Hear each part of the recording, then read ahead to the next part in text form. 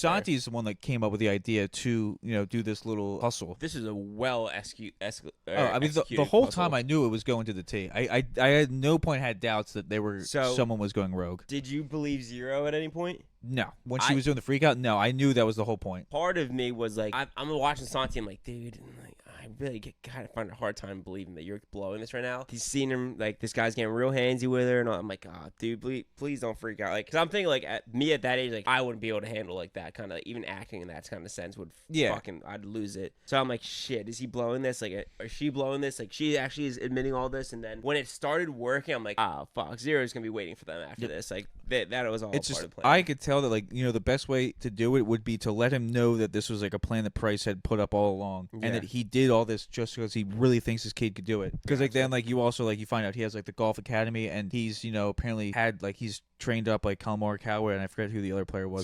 Scotty. So, like, like, if he is this good, that he would want one of the chance to name. Yeah, exactly. Another name for his academy. But yeah, they do the putting challenge. Eventually, they lose twice, and it looks like the plan's not working. And then Zero kind of comes clean about the whole plan, all part of the plan. Still, though, they move it over to the par 3 because yes, they did. They pulled like golf tees out of a bag. Each golf tee had a club. Clark got a pitching wedge for a par 3, which was 129, which is basically exactly what you want. Yeah, the exact club that you would want for that. And then Price got a 3-iron, yep, which is a bullet of an iron. Like, that is over a body of water. You need that loft. And I'm sure that was the highest iron they had it marked in there. So, and like as soon as he pulled it, they were all like, "There's no way of him getting this on the green without rolling off the green." Like, because like kind of like you said, with the wood in front, it's almost impossible for it to get to land over the water and still stick on the green. Right, closer than what Clark having got to clear the body of water. You don't have enough ground for it to roll up for the most part. So yeah, he's destined to clear over the entire green. Clark goes first with the pitching wedge and throws a dart. Yeah, probably about like 6 feet. Yeah, 6 feet, and then Price steps up and skips it over the water about like 3-4 skips. After getting like